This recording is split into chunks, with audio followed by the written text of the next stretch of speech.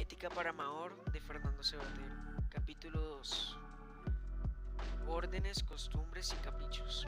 Te recuerdo brevemente dónde estamos. Queda claro que hay cosas que nos convienen para vivir y otras no, pero no hay siempre está claro qué cosas son las que nos convienen. Aunque no podamos elegir lo que nos pasa, podemos en cambio elegir lo que hacer frente a lo que nos pasa. Modestia aparte, nuestro caso se parece más al Héctor que el de las beneméritas termitas. Cuando vamos a hacer algo, lo hacemos porque preferimos hacer eso a hacer otra cosa o porque preferimos hacerlo a no hacerlo. Resulta entonces que hacemos siempre lo que queremos. Hombre, no tanto. A veces la circunstancia nos lo impone, elegir entre dos opciones que no hemos elegido. Vamos, que hay ocasiones en que elegimos aunque prefiramos no tener que elegir. Uno de los primeros filósofos que se ocupó de estas cuestiones, Aristóteles, imaginó el siguiente ejemplo. Un barco lleva una importante carga de un puerto a otro. A medio trayecto le sorprende una tremenda tempestad. Parece que la única forma de salvar el barco y la tripulación es arrojar por la borda el cargamento, que además de importante es pesado. El capitán del navío se plantea el problema siguiente. ¿Debo tirar la mercancía o arriesgarme a capear el temporal con ella en la bodega, esperando que el tiempo mejore o que la nave resista? Desde luego, si arroja el cargamento lo hará porque prefiere hacer eso a afrontar el riesgo, pero sería injusto decir sin más que quiere tirarlo. Lo que de veras quiere es llegar a puerto con su barco, su tripulación y su mercancía. Eso es lo que más le conviene. Sin embargo, dadas las borrascosas circunstancias, prefiere salvar su vida y la de su tripulación a salvar la carga, por preciosa que sea. Ojalá no se hubiera levantado la maldita tormenta. Pero la tormenta no puede elegirla, es cosa que se le impone, cosa que se le pasa. Quiera o no, lo que en cambio puede elegir es el comportamiento a seguir en el peligro que le amenaza. Si tira el cargamento por la borda, lo hace porque quiere, y a la vez sin querer. Quiere vivir, salvarse y salvar a los hombres que dependen de él, salvar su barco, pero no quisiera quedarse sin la carga, ni el provecho que representa, por lo que nos desprenderá de ella, sino muy a regañadientes. Preferiría sin duda no verse en el trance de tener que escoger entre la pérdida de sus bienes y la pérdida de su vida. Sin embargo, no queda más remedio y debe decidirse. ¿Elegirá lo que quiera más o lo que crea más conveniente? Podríamos decir que es libre porque no le queda otro remedio que serlo, libre de optar en circunstancias que él no ha elegido padecer. Casi siempre que reflexionamos en situaciones difíciles o importantes sobre lo que vamos a hacer, nos encontramos en una situación parecida a la de ese capitán del barco del que habla Aristóteles. Pero claro, no siempre las cosas se ponen tan feas.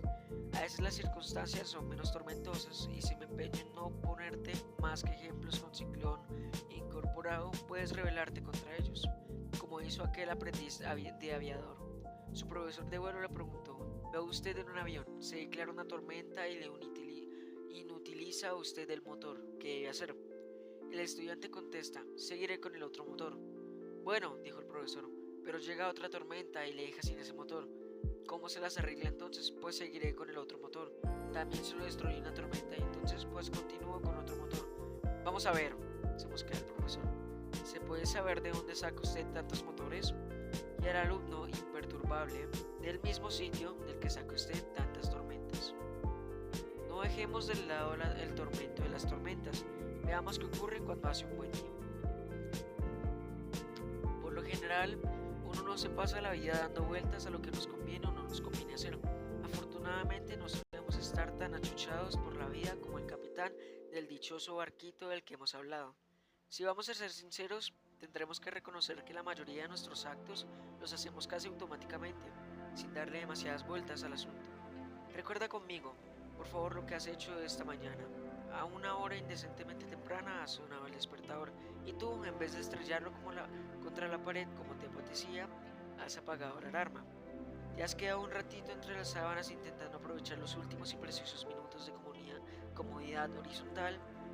Después has pensado que se te está haciendo demasiado tarde y el autobús para el core no espera tanto. De modo que te has levantado con santa resignación.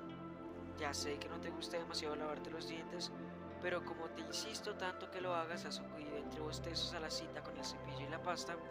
Te has duchado casi sin darte cuenta de lo que hacías, porque es algo que ya pertenece a la rutina de todas las mañanas. luego te has bebido el café con leche y te has tomado la habitual tostada con mantequilla.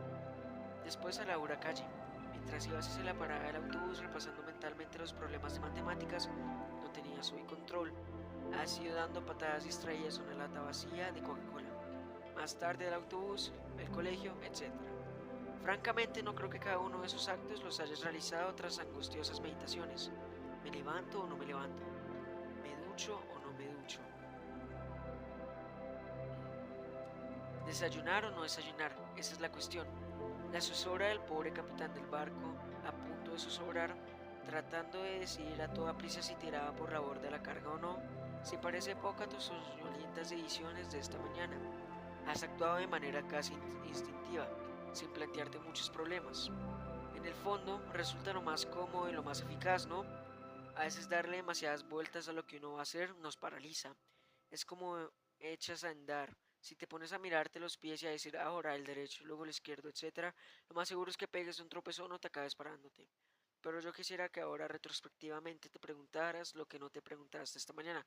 Es decir, ¿por qué he hecho lo que hice? ¿Por qué ese gesto y no mejor lo contrario o quizá otra cosa? Supongo que esta encuesta te indignará un poco. Vaya, que por qué tienes que levantarte a las 7:30, lavarte los dientes y ir al colegio. Y yo te lo pregunto, pues precisamente porque yo me empeño en que lo hagas. Y te doy lata de mil maneras con amenazas y promesas para obligarte. Sí, de que haces en la cama menudo jaleo te montaría. Claro que alguno de los gestos reseñados, como ducharte o desayunar, los realices ya sin acordarte de mí, porque son cosas que siempre se hacen al levantarse, ¿no? Y que todo el mundo repite. Lo mismo que ponerse el pantalón en lugar de ir en calzoncillos, por mucho que apriete el calor. En cuanto a lo de tomar el autobús, bueno, no tienes más remedio de hacerlo para llegar a tiempo, porque el colegio está demasiado lejos como para ir andando y no soy tan espléndido para pagarte un taxi ida y vuelta todos los días. Y lo de pegarle patadas a la lata, pues eso lo haces porque sí, porque te da la gana. Vamos a detallar entonces la serie de diferentes motivos que tienes para tus comportamientos matutinos. Ya sabes lo que es un motivo, en el sentido que recibe la palabra en este contexto. Es la razón que tienes o al menos crees tener para hacer algo, la explicación más aceptable de tu conducta cuando reflexiones un poco sobre ella.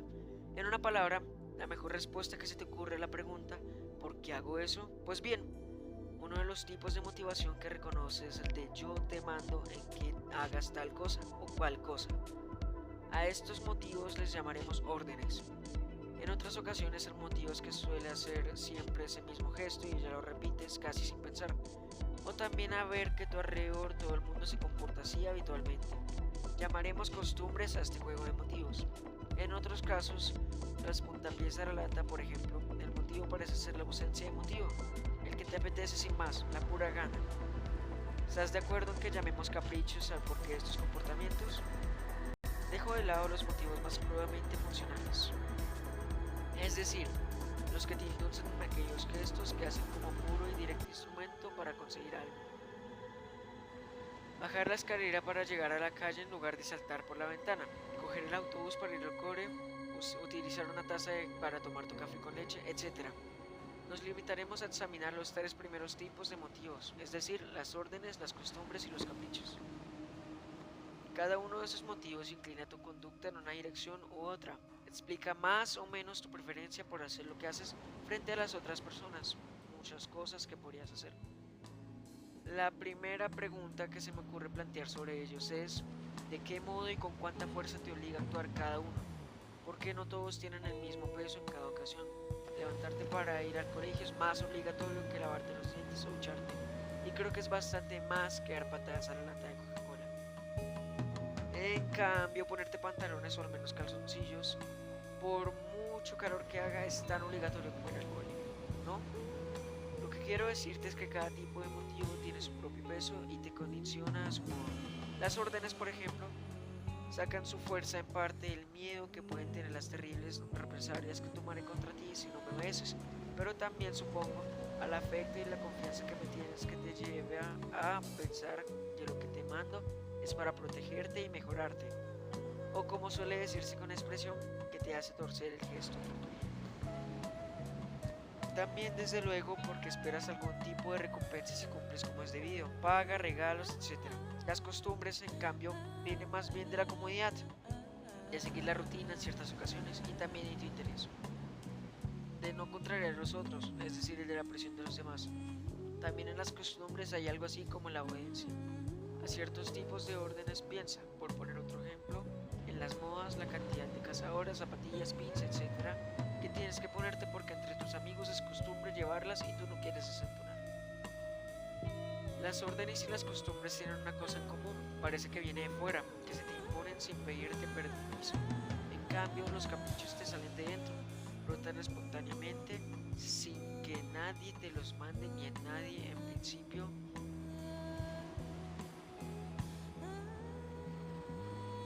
Creas imitarlos.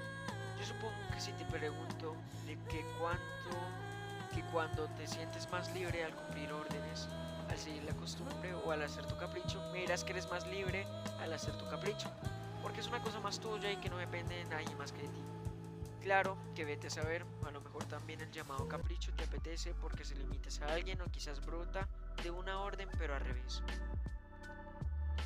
por ganas de llevar la contraria, unas ganas que no se te hubieran despertado a ti, solo sin el mandato previo que eso es eso.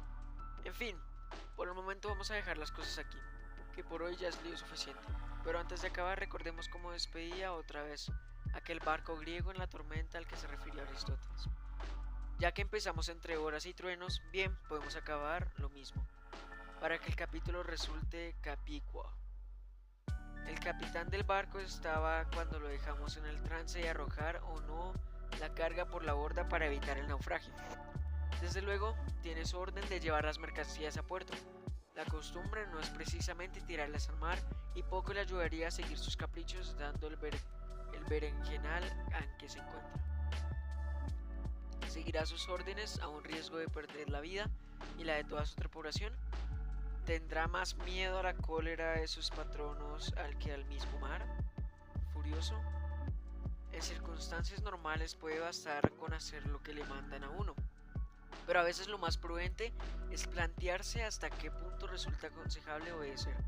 Después de todo, el capitán no es como las termitas que tienen que salir en un plan kamikaze, quieran o no, porque no les queda otro remedio que obedecer los impulsos de su naturaleza. Y si en la situación en que está las órdenes no le bastan, la costumbre todavía menos. La costumbre sirve para la corriente, para la rutina de todos los días. Francamente, una tempestad en alta mar no es momento para andarse con rutinas. Tú mismo te pones religiosamente pantalones y calzoncillos todas las mañanas, pero si en caso de incendio no te diera tiempo, tampoco te sentirías demasiado culpable. Durante el gran terremoto de México, hace pocos años, un amigo mío vio derrumbarse ante sus propios ojos un elevado edificio. Acudió a prestar ayuda e intentó sacar entre los escombros a una de las víctimas, que se resistía inexplicablemente a salir de la trampa de cascotes hasta que confesó: es que no llevo nada encima. Premio especial del jurado a la defensa intempestiva del taparrabos. Tanto conformismo ante la costumbre vigente es un poco morboso, ¿no? Podemos suponer que nuestro capitán griego era un hombre práctico y que la rutina de conservar la carga no era suficiente para determinar su comportamiento en caso de peligro, ni tampoco para arrojarla. Claro está, por mucho que en la mayoría de los casos fuese habitual desprenderse de ella. Cuando las cosas están de veras serias, hay que inventar y no sencillamente limitarse a seguir la moda o el hábito. Tampoco parece que sea ocasión propicia para entregarse a los caprichos. Si te dijeran que el capitán de ese barco tiró la carga no porque lo considerara prudente, sino por capricho, no que la conservó en la bodega por el mismo motivo, ¿qué pensarías? Respondo por ti. Que estaba un poco loco, arriesgar la fortuna o la vida sin otro móvil que el capricho tiene mucho de charladura. Y si la extravagancia promete la fortuna o la vida del prójimo, merece ser calificada aún más duramente. Haber llegado a mandar un barco semejante antojadizo y irresponsable. En momentos tempestuosos a la persona sana se le pasan casi todos los caprichos y no le queda sino el deseo intenso de acertar con la línea de conducta más conveniente, o sea, más racional. Se trata entonces de un simple problema funcional, de encontrar el mejor remedio para llegar sanos y salvos a puerto. Vamos a suponer que el capitán llega a la conclusión de que para salvarse basta con arrojar cierto peso al mar, sea peso en mercancías o sea peso en tripulación. Podría entonces intentar convencer a los marineros de que se tirasen por la borda a los 4 o 5 más inútiles de entre ellos, y así de este modo tendría una buena oportunidad de conservar las ganancias del flete. Desde un punto de vista funcional, a lo mejor era la mejor solución para salvar el pellejo y también para asegurar las ganancias. Sin embargo, algo me resulta repugnante en tal decisión, y supongo que a ti también. ¿Será porque me han dado la orden de que tales cosas no deben hacerse? ¿O porque no tengo la costumbre de hacerlas? ¿O simplemente porque no me apetece? ¿Tan caprichoso soy como para comportarme de esta manera? Perdona que te deje en un suspenso, digno de Hitchcock, pero no voy a decirte para acabar qué es lo que a la postre decidió nuestro zarandeando capitán. Ojalá acertase y tuviera ya un buen viento hasta volver a la casa. La verdad es que cuando pienso en él me doy cuenta de que todos vamos en el mismo barco. Por el momento nos quedaremos con las preguntas que hemos planteado y esperamos en vientos favorables nos lleguen hasta el próximo capítulo, donde volveremos a encontrarlas e intentaremos empezar a responderlas. Vete leyendo.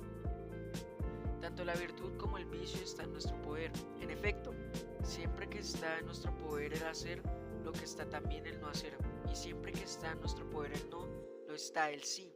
De modo que si está en nuestro poder el obrar cuando es bello, lo estará también cuando es vergonzoso. Si está en nuestro poder el no obrar cuando es bello, lo estará a sí mismo para no obrar cuando es vergonzoso. Aristóteles.